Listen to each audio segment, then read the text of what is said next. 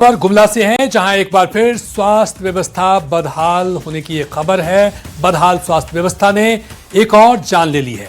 मामला चैनपुर प्रखंड का है, जहां अस्पताल प्रबंधन की लापरवाही, बदहाल व्यवस्था और बदहाल एम्बुलेंस व्यवस्था और ऑक्सीजन नहीं मिलने के कारण 9वीं कक्षा की छात्रा की तरफ कर मौत हो गई। घटना के बाद से परिजनों का रो रो कर बुरा हाल है और ग्रामीणों में स्वास्थ्य विभाग के खिलाफ भारी आक्रोश है। मृतक के पिता ने बताया कि अस्पताल पहुंचने पर उनकी बेटी को किसी डॉक्टर ने संजीदगी से नहीं देखा और सीधे सदर अस्पताल गुमला रेफर कर दिया।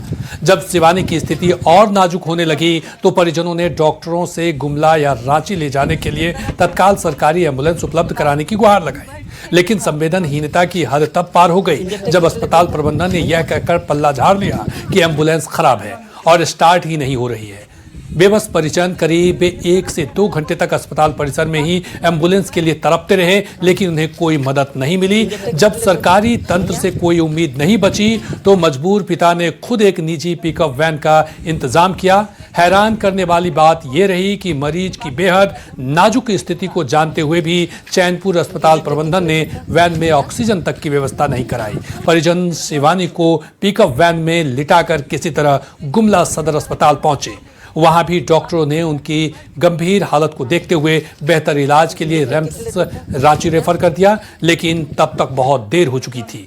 गुमला टाउन से निकलते ही रास्ते में शिवानी ने दम तोड़ दिया।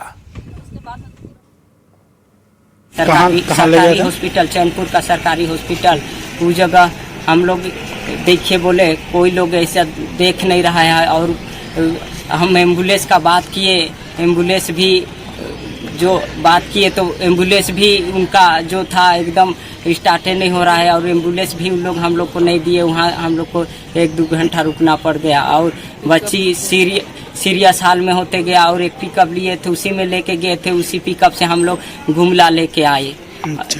गुमला लाने के बाद में भी यहाँ बहुत लेट हुआ, ऐसा कुछ कार्रवाई नहीं हुआ और बहुत देर के बाद उन्होंने लिख दिया थी रिम्स के लिए रेफर कर दिया। तो उसके बाद काफ़ी इसका हालात बिगड़ते गया मियाँ का। और गुमला निकलते ही गुमला टाउन निकल के मेरा बेटी नहीं रहा। अभी पूरा बेहोश है, होश में नहीं है, बात भी नहीं कर रही है। अभी क्या हुआ है हम लोग भी नहीं जान रहे हैं। सुबह उठ के तैयार हुई, खाना वाना खाई बढ़िया से और हाथ धोने की ले गई। हॉस्पिटल आए थे, एम्बुलेंस नहीं मिला। हम लोग कैसे लेके जा रहे हैं? हम लोग पिकअप में लेके जा रहे हैं, हॉस्पिटल लेके जा रहे हैं। कई घंटा आप लोग हॉस्पिटल आए थे? अभी आए थे हॉस्पिटल में। यहाँ पे ना कोई एम्बुलेंस मिला ना कोई कुछ, यहाँ पे हम लोग को कोई सुविधा नहीं मिला। हम लोग बदहाल व्यवस्था के बाद अब सवाल उठ रहे हैं कि अगर एम्बुलेंस खराब थी तो वैकल्पिक व्यवस्था क्यों नहीं की गई? आखिर अस्पताल में ऑक्सीजन की व्यवस्था क्यों नहीं थी? क्या रेफर करना ही इलाज का विकल्प बन गया है? सरकारी अस्पतालों में जवाबदेही तय कब होगी? साथ ही साथ सवाल यह भी उठ रहा है कि क्या ग्रामीण इलाकों में स्वास्थ्य सेवाएं भगवान भरोसे है? सवाल यह भी है कि क्या यह मौत नहीं, व्यवस्था की विफलता है?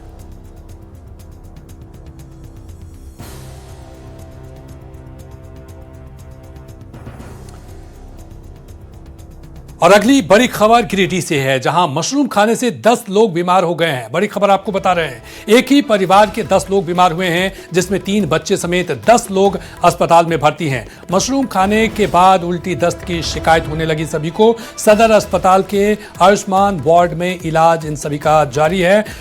डॉक्टरों ने सभी को खतरे से बाहर बताया है। जमुआ थाना क्षेत्र का यह मामला बताया जा रहा है कि ये सभी मशरूम खाए थे, इसके बाद बीमार हो गए। सभी का सदर अस्पताल में इलाज जारी है और यह भी बताया जा रहा है कि सभी खतरे से बाहर है। जमुआ थाना क्षेत्र का यह मामला बताया जा रहा है। चलिए, एजाज हमारे साथ जुड़ चुके हैं। एजाज, मामला फिर से वही है कि मशरूम खाने के बाद बीमार हुए हैं। इससे पहले भी इस तरह की घटना हुई है, लोग क्यों नहीं समझ पा रहे हैं या फिर जागरूकता की कमी है? ये बात हकीकत है कि हर वर्ष इस तरह के मामले आते हैं। जब मानसून का आगमन होता है तो जंगले में जो ये खुखड़ी होते हैं, जंगली मशरूम होते हैं, वो उग आते हैं और ग्रामीण बिना सावधानी बरते हुए, प्रिकॉशन लेते हुए इसे बना करके खाते हैं और परिणाम इसी तरह होते हैं कि खाने के बाद लोग बीमार पड़ जाते हैं, फूड पॉइजनिंग हो जाती है। और इसी का शिकार यहाँ भी इस गांव के लोग हुए हैं और लगभग एक ही परिवार के 10 लोग पीड़ित हुए फूड पॉइजनिंग से, जिसका इलाज गिरिडीह सदर अस्पताल में चल रहा है। हालांकि इलाज के बाद सभी की जो स्थिति है वो अभी नियंत्रण में है, सामान्य बनी हुई है। वहीं दूसरी ओर डॉक्टरों ने भी जिले वासियों से, लोगों से ये आग्रह किया है कि इस तरह की जो जंगली चीज है उसे नहीं खाना चाहिए, खाने से बचना चाहिए, ताकि फूड पॉइजनिंग जैसी समस्या उत्पन्न ना हो और बड़ी घटना से बची जा सके। बहुत बहुत शुक्रिया तमाम जानकारी के लिए एजाज। तो मशरूम खाने से 10 लोग बीमार हुए हैं, लेकिन हालांकि सभी का इलाज जारी है और सभी खतरे से बाहर हैं। अगली बड़ी खबर हजारीबाग से है, जहां दिन दहाड़े महिला से छिनतई की गई है। बाइक सवार 2 बदमाश ने इस वारदात को अंजाम दिया है। SBI शाखा से लौट रही थी महिला और उसी दौरान इस घटना को अंजाम दिया गया। हाथ से रुपए से भरा पैकेट छीनकर ये बदमाश भागे हैं। घटना के बाद इलाके में हड़कंप है। हालांकि पुलिस CCTV खंगालने में जुटी हुई है। CCTV में 2 संदिग्ध युवक दिखाई पड़ रहे हैं। दारू थाना क्षेत्र का ये मामला बताया जा रहा है। सुशांत सोनी और अधिक जानकारी के साथ हमारे साथ जुड़ चुके हैं। सुशांत, किस तरह की ये वारदात है? लगातार इस तरह की वारदात सामने आ रही है। दिन दहाड़े छिनतई की घटना को अंजाम दिया गया है। देखिए, पूरे मामले की बात कर ले तो ये दारू थाना क्षेत्र की है, जहां एक महिला के थैले में रखे 1 लाख रुपए की छिनतई हुई है। बताया जाता है कि मोटरसाइकिल पर 2 सवार जो है वो पहुंचे हुए थे और महिला जो है बैंक से पैसे निकाल कर जा रही थी और इसी दौरान जो है अज्ञात अपराधियों ने इस घटना को अंजाम दिया। फिलहाल जो इस पूरे मामले पर जो पुलिस है वो छानबीन में जुट गई है। जी, बहुत बहुत शुक्रिया तमाम जानकारी के लिए सुशांत। चलिए अगली खबर गिरिडीह से है, जहां के तीसरे प्रखंड में पैसे के विवाद में एक व्यक्ति की उसके ही रिश्तेदार ने हत्या कर दी। घटना के बाद पुलिस ने तुरंत कार्रवाई करते हुए आरोपी को गिरफ्तार किया। मृतक की पहचान जागेश्वर भूला के रूप में हुई, जबकि उसका रिश्तेदार रामा खेरवार बताया जा रहा है। जानकारी के मुताबिक 2020 के विवाद को लेकर हत्या हुई है। दिया में डीजी बजाइए, वह पैसा मांगने के लिए गया है। हमको घर चढ़ कर कोई मारा है, मेरा ससुर को घर ढूक कर। कौन मारा? राम भूला। हमको पहले मारा, खेत में गिरा दिया, बेहोश हो गया। अब दोबारा उठते ही कर मार दिया। और बाद देखिए नली देव दिया है वो लोग। आपका भी? हाँ। कहाँ दावा? देखिए अब हमको छोड़ाया से तू बोला कि हम घर जा रहे हैं। हमको ससुर घर में था और वो लोग घर ढूक कर को मारा हमको ससुर। और अगली बड़ी खबर जो है वो चाईबासा से है, जहां के गोइलकेरा क्षेत्र में अचानक छप्पर गिर गया, जिससे मलेरिया रोधी अभियान में जुटे 2 स्वास्थ्य कर्मी गंभीर रूप से घायल हो गए। घायलों में अविनाश प्रधान और विजय सिंह को उपचार के लिए सदर अस्पताल में भर्ती कराया गया है। जानकारी के मुताबिक दोनों उदय S 2.0 के तहत गोइलकेरा प्रखंड के कदमडीहा गांव में मलेरिया फीवर सर्वे का काम कर रहे थे। उसी दौरान तेज हवा और बारिश के कारण छप्पर दोनों स्वास्थ्य कर्मियों के ऊपर गिर गया। और अगली बड़ी खबर रांची से, जहां झारखंड सरकार 15 अगस्त के अवसर पर राज्य के युवाओं को बड़ी सौगात देने की तैयारी में है, जिसके तहत विभिन्न सरकारी विभागों में लगभग 25,000 रिक्त पदों पर नियुक्तियों की घोषणा या नियुक्ति पत्र वितरण का लक्ष्य रखा गया है। सीएम हेमंत सोरेन ने सभी विभागों से खाली पड़े पदों का विस्तृत और ताजा ब्यौरा मांगा है, ताकि जल्द से जल्द नियुक्ति प्रक्रिया शुरू हो सके। जेएमएम ने कहा कि निश्चित तौर पर हमारे राज्य में युवाओं को रोजगार मिल रहा है। वहीं बीजेपी ने आरोप लगाते हुए कहा कि रोजगार के सिर्फ आंकड़े गिना रहे हैं। सभी विभागों को कह दिया गया कि आप अधियाचना में, चाहे वो गृह विभाग हो, सभी विभाग, और जो हम प्रतिबद्ध है जो रोजगार के, वो सरकारी प्रत्यक्ष रोजगार तो हम देंगे, साथ में जो यहाँ पे निवेश के साथ जो रोजगार जुटेंगे वो भी एडिशनल होंगे। तो इस पे गंभीरता से सरकार काम कर रही है। सरकार जो नियुक्ति पत्र देने की बात कह रही है वो लोगों को सिर्फ बेवकूफ़ बनाने का काम करने वाली है, क्योंकि इसके पहले भी जो भी नियुक्ति पत्र दिया गया उनकी सैलरी जो है वो पता कर लीजिए। मुझे लगता है कि दैनिक मजदूरी जिनको मिलती होगी उससे भी कम सैलरी पे लोगों को अपॉइंट करके और सरकार जो है वो अपना पीठ थपथपाने का काम कर रही है। कांग्रेस ने नारी शक्ति वंदन बिल के विरोध में चलो संसद का आह्वान किया है। कांग्रेस का आरोप है कि इस बिल के जरिए परिसीमन लागू करने की कोशिश हो रही है। इसमें संसद की कोई कमेटी नहीं और ना ही किसी के से कोई राय मशविरा किया गया है। कांग्रेस का दावा है कि सरकार को महिला आरक्षण बिल लागू करने पर मजबूर किया जाएगा। अब तो अनशन का भी कोई औचित्य नहीं रह गया। लोग अनशन करके मारे जा रहे हैं, सरकार सुधी नहीं ले रही है। अब आप बताइए कि लोकतंत्र ही खत्म हो जाएगा तो इस देश में क्या मतलब है? क्या मतलब है शासन और अनुशासन का? कुछ नहीं। ये सरकार को चेताना होगा। एक हम लोग जन आंदोलन ग्रास रूट से शुरू करनी होगी और सरकार को मजबूर करना होगा कि लोकतंत्र को आप समाप्त नहीं कर सकते। वहीं नारी शक्ति वंदन बिल को लेकर राजनीति तेज हो गई है। कांग्रेस ने बिल के विरोध में चलो संसद का आह्वान किया है और इसे परिसीमन से जोड़कर सवाल उठा रहे हैं। वहीं बीजेपी ने कांग्रेस के विरोध को गलत बताते हुए कहा कि देश में नारी का सम्मान सर्वोपरि है। दूसरी ओर झारखंड मुक्ति मोर्चा ने कांग्रेस का समर्थन करते हुए कहा है कि यह बिल पहले भी लाया जा चुका है और अब इसे राजनीतिक मुद्दा बनाया जा रहा है। महिला आरक्षण विधेयक ऑलरेडी पारित है। जो 33% आरक्षण का विधेयक है वो तो पारित है, उसको लागू करना है। उसको परिसीमन के साथ क्यों आप जोड़ रहे हैं? तो आप भटका क्यों रहे हैं लोगों को? राजनीतिक दलों को क्यों तोड़ रहे हैं?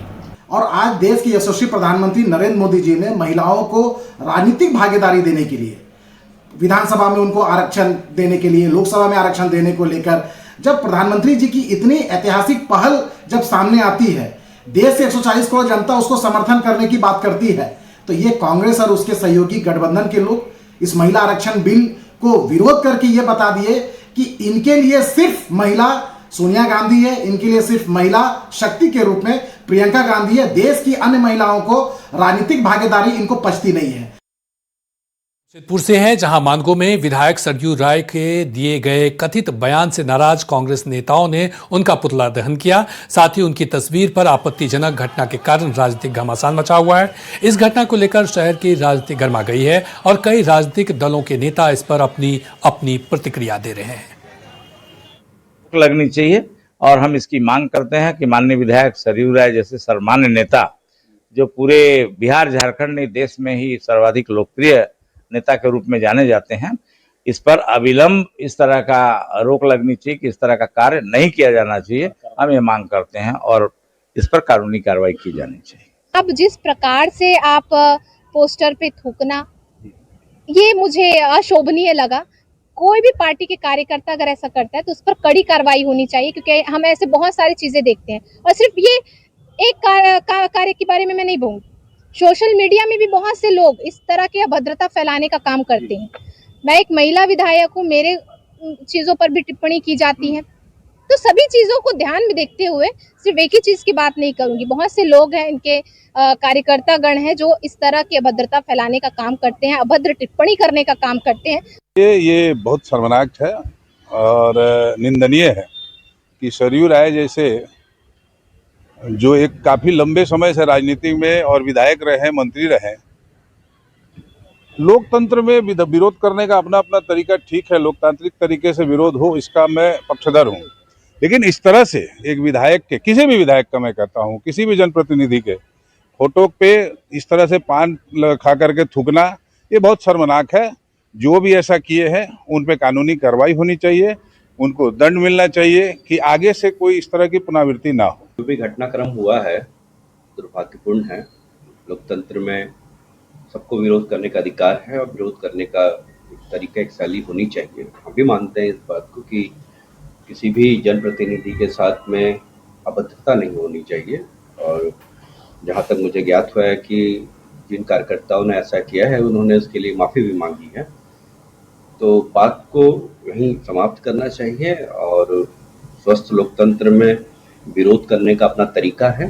मैं अपने कार्यकर्ताओं से भी निश्चित रूप में यह कहूँगा कि आप संयम रखें। किसी भी बात का अगर विरोध करना है तो उसका एक तरीका है। ऐसा ना हो कि समाज में उसका गलत प्रभाव पड़े।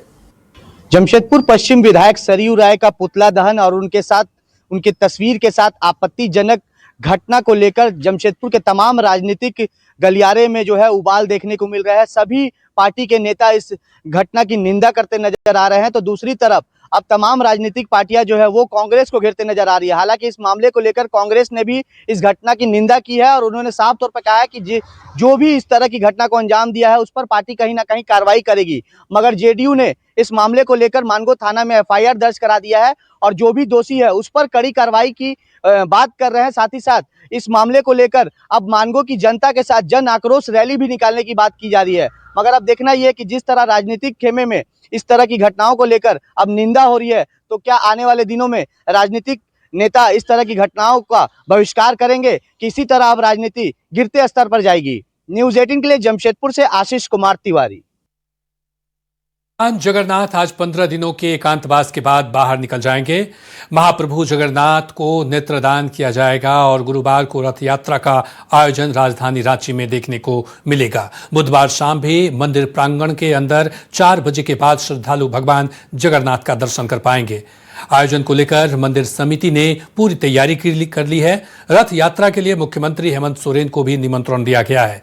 रथ यात्रा के आयोजन में मुख्यमंत्री खुद शामिल होंगे। अधिक जानकारी दे रहे हैं न्यूज़ 18 संवाददाता गौरव झा। जगन्नाथपुर मंदिर में श्रद्धालु भक्तों को भगवान जगन्नाथ का दर्शन भी होगा।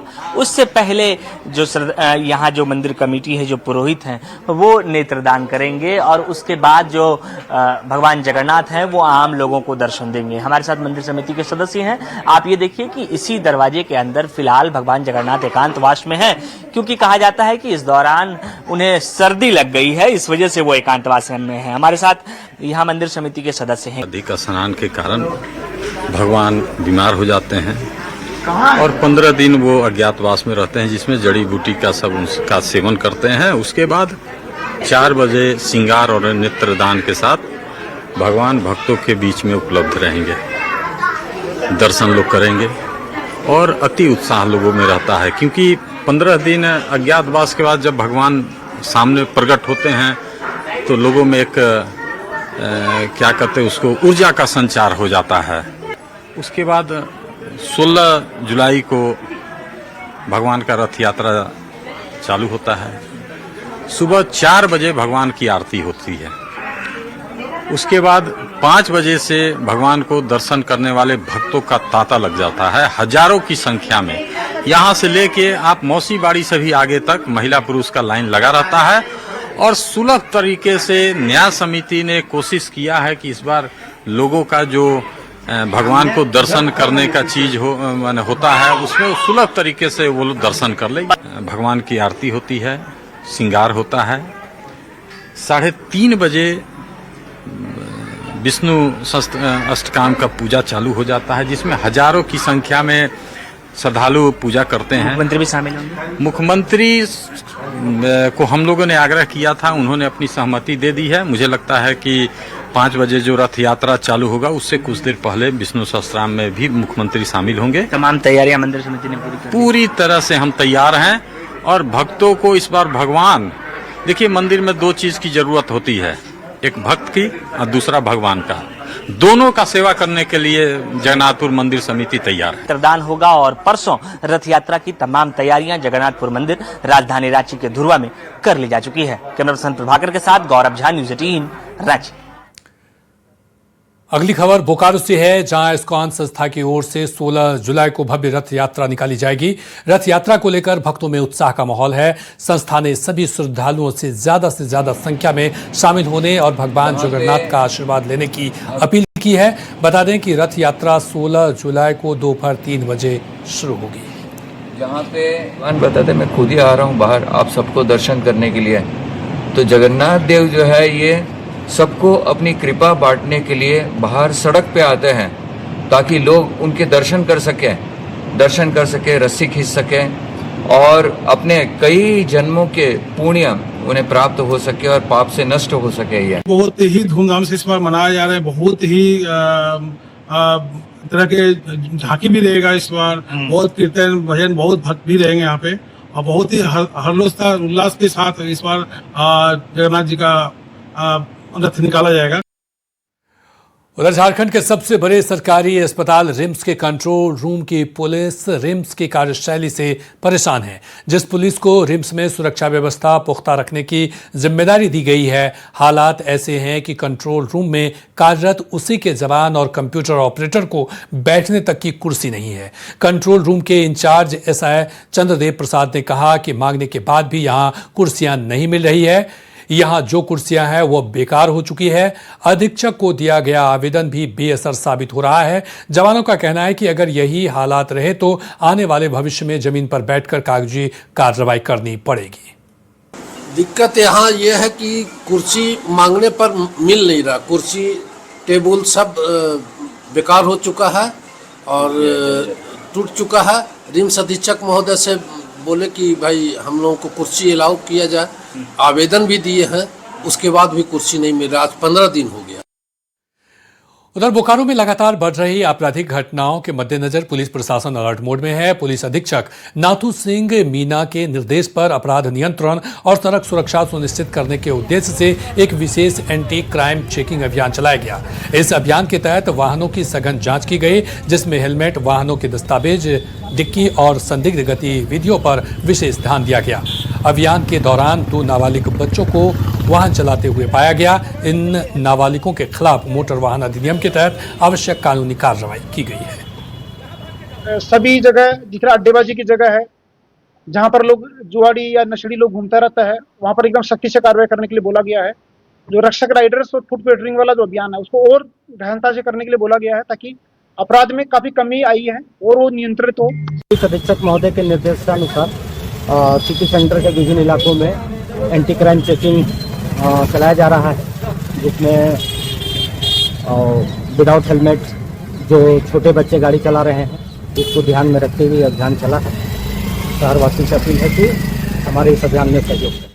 और अगली खबर जमशेदपुर से है, जहां सर्कस में जोकर और उनके 7 कलाकार अपने अपने करतब दिखा रहे हैं। अगर देखने वालों की संख्या 0 हो गई है। एक जमाने में सर्कस देखने के लिए लोग बैलगाड़ी से आते थे, पूरे रात बैलगाड़ी पर रात गुजार सुबह सर्कस देखते थे। सर्कस का पूरा मैदान लोगों के ताली से गूंजता था। आज सर्कस का पूरा ग्राउंड खाली रहता है। कलाकार करतब दिखाते हैं और खुद जोकर वाली तालियां बजाते नजर आते हैं। सर्कस में काम करने वाले कलाकार का परिवार चलाना मुश्किल हो गया है। जमशेदपुर में लगे सर्कस में दर्शकों की संख्या लगातार घट रही है। सर्कस संचालकों का कहना है कि पहले जहां हर शो हाउसफुल होता था, वहीं अब गिने चुने लोग ही सर्कस देखने पहुंचते हैं। सरकार से कोई मदद नहीं मिली तो आने वाले दिनों में सर्कस इतिहास के पन्नों में सिमट कर रह जाएगा।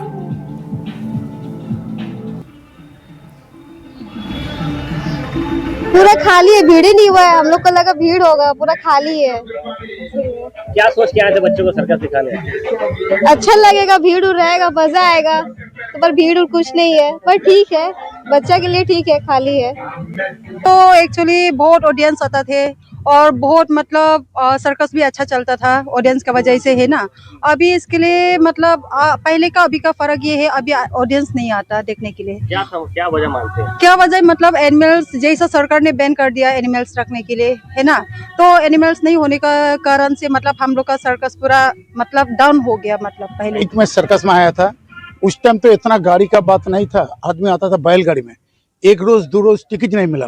बिहार में हम लोग पूर्णिया बोलिए, रक्सौल बोलिए, आदमी 1 रोज 2 रोज रहता था। उस टाइम सर्कस का टिकट ब्लॉक होता था, आदमी आपस जाता था, माने गेट में ठेला खेले। तो वो चीज़ अभी नहीं है। तो सर्कस अभी जैसे चल रहा, सर्कस चलाना बहुत मुश्किल है। हमारा बच्चा के हासा गुजब करी, तब बासी सिटी फारास करी, বাচ্চাদের কে হাসাই, হাসাতে হাসাতে দম আটকে যায় দিয়ে আমরা সার্কাসে এসেছি। এখন কোথায়? এখন ইন্ডিয়ান সার্কাস এই পাবলিক নেই, তাহলে হাসাতেও পারি না কিছু না। এবার একবার পাবলিক কমে যাচ্ছে দিনের দিন এই পর্যন্ত। और इसी के साथ फिलहाल इस बुलेटिन में इतना ही। नमस्कार।